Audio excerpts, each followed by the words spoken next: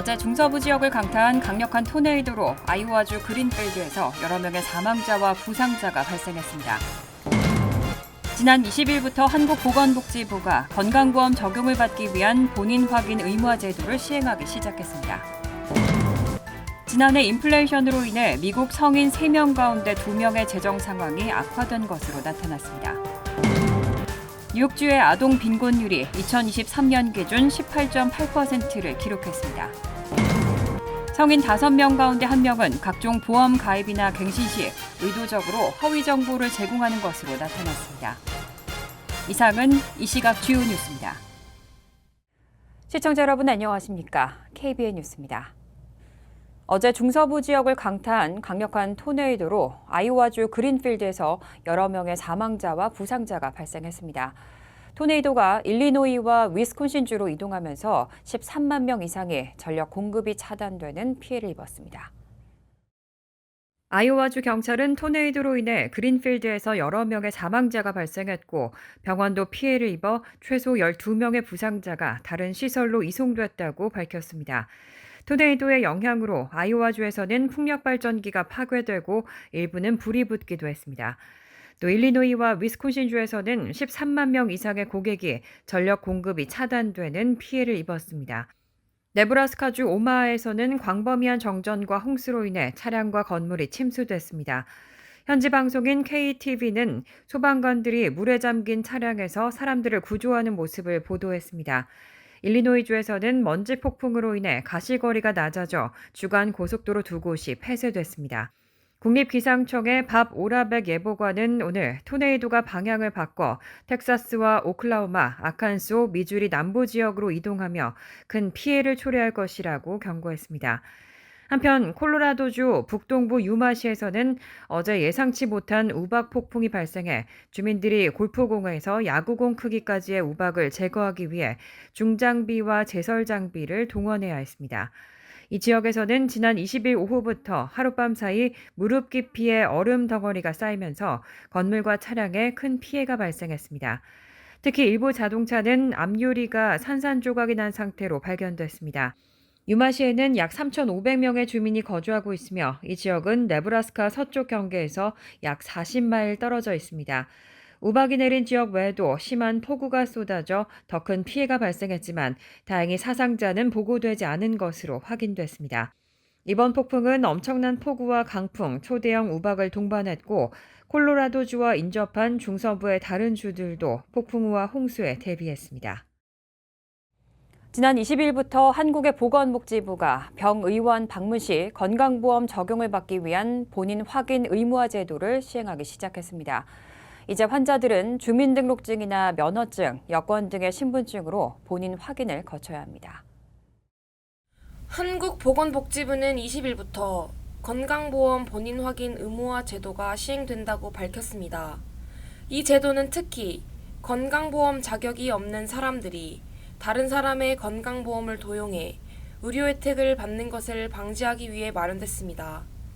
따라서 한국 내 병의원에서 건강보험이 적용되는 진료를 받을 때는 신분증을 지참하고 본인 확인을 거쳐야 합니다. 본인 확인을 위해서는 주민등록증, 운전면허증이나 여권, 외국인 등록증, 국내 거소 신고증 등 사진과 주민등록번호가 포함된 신분증을 제시하면 됩니다. 모바일 건강보험증과 모바일 운전면허증 등 전자신분증도 허용됩니다.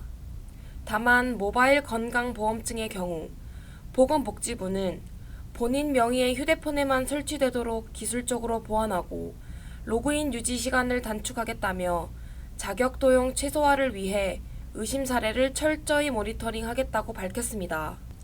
보건복지부에 따르면 최근 5년 동안 연평균 3만 5천 건의 건강보험 자격 도용 사례가 적발되었습니다. 앞으로 건강보험 자격을 다른 사람에게 빌려주는 사람이나 빌리는 등 건강보험 자격을 남용한 사람들은 최대 2년의 징역 또는 2천만 원의 벌금에 처해질 수 있고 부당하게 사용된 금액은 모두 환수됩니다. 또 본인 확인 절차를 제대로 수행하지 않은 의료기관에는 1차 적발 시 30만 원에서 2차 60만 원, 3차 적발 시 100만 원의 과태료가 부과됩니다. KBN 뉴스 김태희입니다. 최근 연방준비제도가 발표한 보고서에 따르면 지난해 인플레이션으로 인해 미국 성인 3명 중 2명의 재정 상황이 악화된 것으로 나타났습니다. 특히 신용카드 대금을 전액 지불하지 못한 사례가 17%에 달했습니다. 연준은 어제 발표한 2023년 미국 가계 경제적 웰빙 보고서에서 인플레이션이 지난해 둔화됐을지 모르지만 계속해서 미국인들의 생계에 큰 타격을 입혔고 몇몇 부문에서는 파괴적인 타격을 입혔다고 밝혔습니다. 인플레이션이 미국인들의 생활에 계속해서 부정적인 영향을 끼치고 있음을 시사합니다. 보고서는 65%의 성인이 인플레이션으로 인해 재정 상황이 나빠졌다고 응답했고, 이 중 19%는 상황이 훨씬 더 나빠졌다고 답했습니다. 또 성인 절반 이상은 지출 후 돈이 남지 않는다고 밝혔고, 성인 17%는 설문조사 전 한 달 동안 신용카드 대금 등 월 청구서를 전액 지불하지 못했다고 답했다며 돈이 없어 의료 서비스를 건너뛰는 이들도 많다고 전했습니다. 양육비 부담도 크게 느끼고 있습니다. 양육비는 일부 가정에서 월 주거비의 50%에서 70%에 달하는 것으로 조사됐습니다. 이번 조사는 지난해 10월 20일부터 11월 5일까지 진행된 것으로 인플레이션의 장기적인 영향과 가계 경제에 대한 부담을 세밀하게 조명하고 있습니다. 연준은 이러한 데이터를 바탕으로 향후 경제정책 결정에 중요한 참고 자료로 활용할 예정입니다. 뉴욕시의 렌트 상황이 점점 더 어려워지고 있습니다. 뉴요커들이 편안하게 감당할 수 있는 렌트는 5%도 채 되지 않는 것으로 파악됐습니다. 부동산 업체 스트릿 이지가 발표한 최근 보고서에 따르면 지난해 평균 연소득인 88,647달러를 버는 뉴요커가 감당할 수 있는 렌트 매물은 5% 미만으로 매우 제한적이었습니다. 통상 연소득의 30% 이하를 주택 비용으로 써야 건전한 수준이라는 것을 고려하면 이런 소득으로는 월 2,216달러의 렌트를 감당할 수 있지만 지난해 뉴욕시의 평균 렌트는 3,475달러에 달했습니다. 평균 소득자가 렌트로 소득의 상당 부분을 사용해야 한다는 것을 의미합니다. 특히 필수 근로자들의 상황은 더욱 열악한 것으로 나타났습니다. 평균 소득이 7만 달러 미만인 필수 근로자들이 감당할 수 있는 렌트는 뉴욕시 전체 렌트 매물 중 겨우 1%에 불과했습니다. 특히 뉴욕시는 임금 상승률이 주택가격 상승세를 전혀 따라가지 못하고 있습니다. 지난해 평균 렌트는 약 8.6% 오른 3,475달러를 기록했지만 뉴요커 평균 임금은 1.2% 오르는 데 그쳤습니다. 보고서는 렌트에 더 많은 지출을 할수록 세입자 예산에 더 큰 구멍이 생기고 다운 페이먼트를 마련하는 등 장기 계획을 세우기가 더 어렵지만 많은 뉴요커가 다른 선택의 여지가 없기 때문에 렌트에 돈을 쓰고 있다고 지적했습니다. 스트릿 이지는 이러한 문제의 해결책으로 장기적인 주택 공급 확대를 제안하고 있습니다. 구체적으로는 용적률 규제 완화와 맨하튼 외부의 퀸즈, 브루클린 등 대중교통 접근성이 높은 지역에서의 개발 허용을 제안했습니다. 뉴욕주의 아동 빈곤율은 미국 내에서 높은 축에 속합니다. 2023년 기준 18.8%로 전국 41위 수준이었습니다. 토마스 디나폴리 주 감사원장이 발표한 최신 보고서에 따르면 2022년 뉴욕주의 아동 빈곤율은 18.8%로 전국 평균 16.3%보다 높고 주별 랭킹에서 41위를 기록했습니다. 보고서에서 정의한 빈곤은 의식주를 충족하지 못하는 경우를 의미하는데 특히 브롱스가 35.5%로 가장 높았고 브루클린 지역이 27.5%로 높은 빈곤율을 보였습니다. 이는 주로 임금 경색과 생활비 상승, 높은 실업률과 같은 요인들이 복합적으로 작용한 결과로 해석됩니다. 뉴욕주 정부는 이 문제를 해결하기 위해 빈곤 퇴치를 위한 파일럿 프로그램에 5천만 달러를 할당하는 등의 조치를 취하고 있습니다. 이러한 조치가 빈곤율 감소에 어느 정도의 영향을 미칠지는 두고 봐야 할 문제입니다.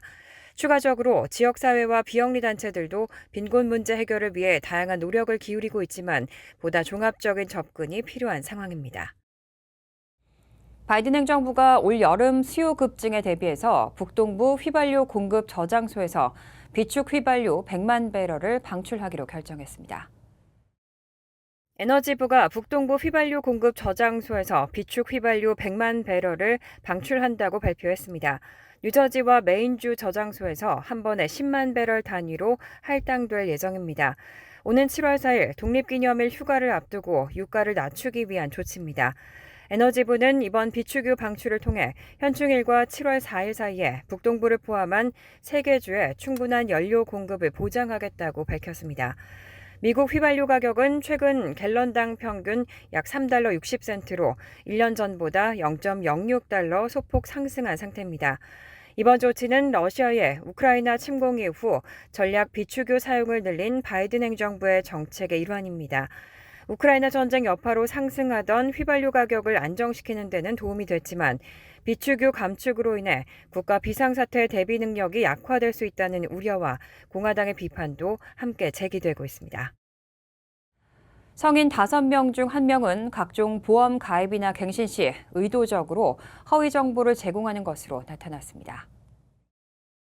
개인 금융 전문 업체 너드월렛이 시장 조사 분석 업체 더 해리스폴에 의뢰해 성인 2,042명을 대상으로 지난 3월 19일에서 21일까지 실시한 보험 부정직 설문조사에 따르면 응답자의 21%가 보험 신청 시 의도적으로 허위 정보를 제공했다고 시인했습니다. 가장 흔한 거짓말은 자동차 보험료를 낮추기 위한 연간 주행 마일리지 축소가 19%로 가장 많았고 생명보험료를 낮추기 위해 마리화나나 흡연 습관을 부인하는 경우도 각각 17%, 15%로 상당수였습니다. 이외에도 생명보험 커버리지 확대를 위한 연소득 부풀리기와 요율을 낮추기 위한 고위험 취미생활 참여 숨기기, 건강정보 위조 등이 각각 14%를 차지했습니다. 앞에 6개 항목에 대해 허위 정보 제공이 허용된다고 답한 남성의 비율은 평균 19.3%로 여성 11.5%보다 2배 가까이 높았습니다. 세대별로는 G세대가 26.3%로 가장 높았고 밀레니얼 24%, X세대 12%, 베이비부머 5.2% 순으로 나타났습니다. 이런 거짓 정보 제공에 대한 이유로는 절약을 위해서가 45%로 가장 많았습니다. 하지만 허위 정보 제공은 보험 서비스 거부, 보험금 지급 거부 혹은 형사 기소로 이어질 수 있기 때문에 개인 재정 전문가들은 거짓말을 하기보다는 보험업체의 할인 가능성을 문의하고 보다 유리한 보험료율을 제공하는 업체를 찾아 쇼핑하는 것을 권장한다고 조언했습니다. 위고비, 오젬픽 등이 비만 치료제로 인기를 끌면서 글로벌 식품기업 네슬레가 맞춤형 제품을 개발했습니다. 비만 치료제로 인기를 끄는 세마글루타이드 성분을 사용하는 소비자들을 대상으로 새로운 식품 라인을 출시할 예정입니다. 네슬레는 어제 보도자료를 통해 다이어트를 위해 오젬픽이나 위고비를 투약하는 소비자들을 위해 섬유질과 단백질이 풍부한 새로운 식품 라인 바이탈 펄슈트를 출시한다고 밝혔습니다. 바이탈 펄슈트는 통곡물 볼, 단백질 파스타 볼, 샌드위치, 피자 등 12가지 제품으로 구성됩니다. 이 제품들은 섬유질과 단백질이 풍부하며 필수 영양소인 비타민 A와 철분을 포함하고 있습니다. 각 제품의 가격은 4달러 99센트 이하로 판매될 예정입니다. 네슬레는 이 신제품이 체중 관리에 효과적이라고 밝히고 특히 세마글루타이드를 사용하는 사람들을 위해 부분적으로 조정된 식품이라고 강조했습니다. 세마글루타이드는 루카곤 유사펩티드 1, GLP-1 수용체 작용제로 체내에서 포만감을 느끼게 하는 호르몬과 비슷한 효과를 냅니다. 오젬픽과 위고비의 성분입니다. 비영리 연구소 카이저 가족재단이 이달 실시한 설문조사에 따르면 미국 성인 8명 중 1명꼴로 GLP-1 작용제를 투약 중이라고 밝혔는데 이들 중 38%는 체중 감량이 유일한 투약 이유라고 말했습니다. 바이탈 펄슈트는 올해 말 미국 전역의 일부 매장에서 판매될 예정입니다. 간추린 소식입니다. 미국 무역대표부는 중국산 전기차, 반도체, 배터리, 의료용품 등을 대상으로 한 관세 인상조처 일부를 오는 8월 1일부터 발효한다고 오늘 발표했습니다. 바이든 행정부는 지난달 중국의 불공정 무역 관행을 비판하며 무역법 301조에 근거해 180억 달러 규모 중국산 수입품에 대한 관세 인상을 지시한 바 있습니다. 구체적으로는 중국산 전기차에 대한 관세를 현재 25%에서 100%까지 4배 인상하고 철강, 알루미늄 및 전기차용 리튬이온 배터리 관세를 25%, 반도체와 태양전지에 관한 관세도 25%에서 50%로 2배 높이기로 했습니다. 뉴욕주와 뉴저지주는 메모리얼데이 연휴를 맞아 오는 6월 2일까지 주 전역 주요 도로에서 연례 안전벨트 미착용 집중단속 캠페인 클릭 잇 or 티켓을 전개합니다.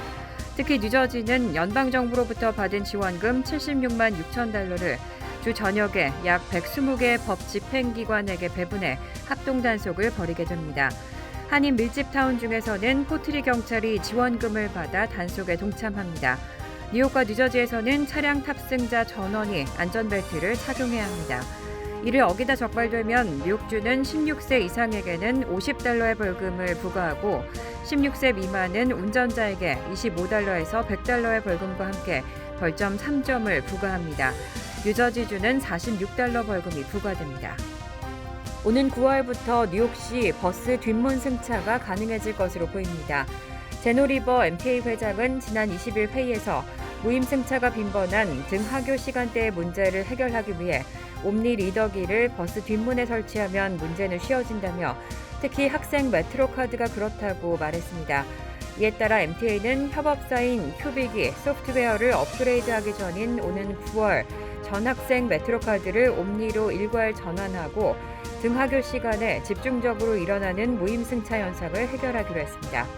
MTA의 옴니 확장안은 2026년 초까지 롱아일랜드 메트로노스의 현장 매표소 및 트레인 타임 앱과의 상호작용 활성화, 올해 말까지 기존 150만 명의 메트로카드 보유자 옴니카드로의 전환으로 이어질 전망입니다. 뉴저지 팰리세이즈팍 조닝위원회는 지난 20일 35, 37, 39 웨스트 컬럼비아 애비뉴에 추진했던 6층 아파트 건립안을 부결시켰습니다. 개발업체 DRC 디벨롭먼트 코퍼레이션이 제출한 건립안은 46번 도로와 인접한 펠팍 웨스트 컬럼비아 애비뉴 주택가에 6층 40세대 규모 아파트를 건축하는 내용이었지만 조닝위원회는 교통정체 가중과 주차공간 부족, 조망권 침해 등을 이유로 받아들이지 않았습니다. 해당 부지는 1세대에서 2세대 주택용 부지로 지정돼 있어 이를 초과하는 고층 건물을 세우려면 펠팍 조닝위원회의 주택 면적 및 고도 제한 유예 승인이 필요합니다. 조닝위원회의 결정은 지난 수개월간 계속된 한인 등 지역 주민의 반대 여론을 반영한 결과로 풀이됩니다. 환율과 증권 소식입니다.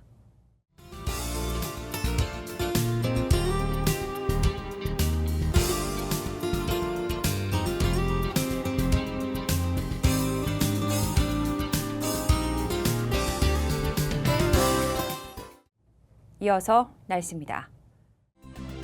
목요일은 흐린 가운데 때때로 천둥 번개를 동반한 소나기 내릴 가능성이 있습니다. 낮 최고 기온은 79도, 섭씨 26도, 밤 최저 기온은 69도, 섭씨 21도로 예상됩니다. 금요일도 천둥 번개를 동반한 소나기 내릴 가능성이 있습니다. 토요일은 화창한 가운데 적지만 소나기 가능성이 있습니다. 이상으로 KBN 뉴스를 마칩니다. KBN과 함께 즐거운 저녁 되시기 바랍니다. 미 동부 최대 한인방송 KBN이 제작하는 KBN 뉴스는 웹사이트 mykbn.com 그리고 유튜브와 페이스북에서 다시 보실 수 있습니다. 좋아요, 구독, 알림 설정은 뉴스 제작에 큰 도움이 됩니다.